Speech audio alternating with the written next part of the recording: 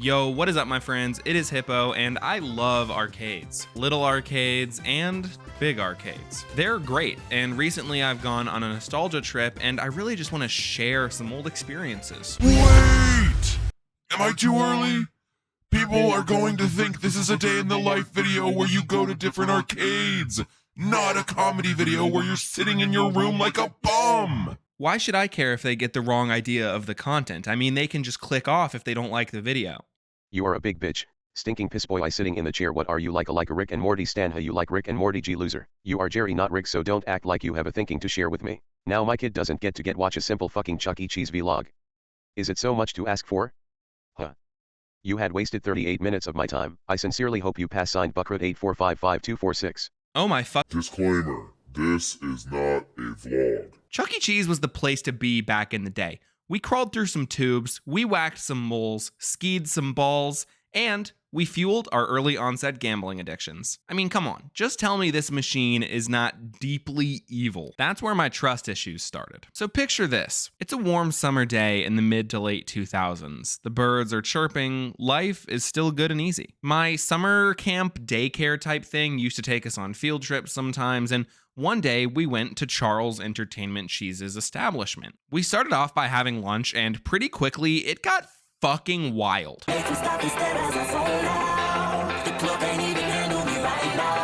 After that hype up, there was no holding us back. Me and gang, a bunch of sugared up 7-year-olds, started just absolutely crawling around like some hamsters. Now, mind you, in these tubes up in Chuck E. Cheese's, if you were not careful, you would scrape your back like a marsupial. This one-liner is sponsored by the Australian Coalition for Marsupial Back Pain Awareness. You had to be so precise with your movement and never lean upwards, or your ass was grass. Or should I say, your back was grass. Anyways, we get our energy out doing that, and we head on down to the arcade area where I begin to peruse my options. Until I saw it. The machine that drew me in like no other, with minimal effort. A machine that would give me things. I love things. Back in the 2000s, I was a little hoarder. I've just always collected things. Buttons, Beyblades. I would collect these sequins that like fell off my mom's shirts, silly bands, anything and everything Pokemon. I mean, I was just a collector. I loved to collect things and say that I had collections. This machine from my memory would basically like take a photo of you and then it would randomly assign you like a career and print it out on like a fake employee badge or something like that. So I'm like, oh, cool. And I sit down at the machine, I give it my token, and next thing you know, Charles is telling me that I'm going to be a professional skateboarder. I was addicted. I needed to know every single job you could get from this, what every card looked like. I had to complete the collection, and I just enjoyed the fantasy it was giving me. It was like crack. So I inserted another token.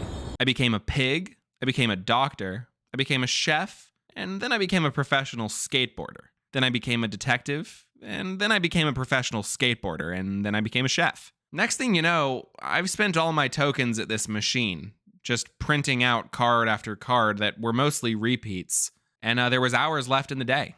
I went and sat back at the eating area, feeling bad, the consequences of my actions weighing on me for one of the first times in my life, I suppose.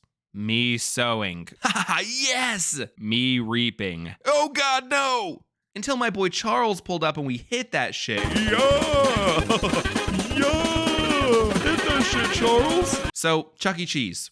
Arcade, pizza, arcade, Cici's Pizza. And Stevie B's, I liked them too as a kid.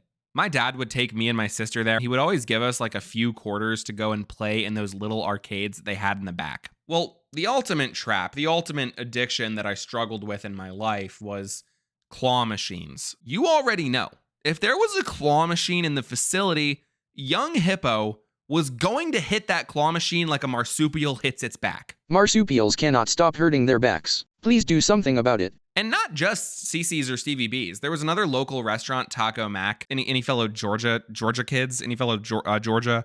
The devil came down to Georgia and it took the place of a stuffed frog inside of a claw machine. Taco Mac had like a dinky little arcade by the bathrooms that just had like 2 racing games and a claw machine. And I would beg my dad with the utmost efficiency to just give me some fucking quarters already. Mind you, this was around the 2008 recession, so sorry, Dad. But let me be clear. You give a 7-year-old boy an indeterminate amount of time and a claw machine and a good amount of quarters, he's gonna become a god at the claw machine. To this day, I can get any stuffed animal out of a claw machine. I'd put money on it. I'm a god at those things. You got to take the right angle. You got to understand how it can slip out of the claw. And just little me, I was like locked in, recognizing these patterns, recognizing the weight. It was sick. To this day, I will crush a claw machine. Don't let me near one.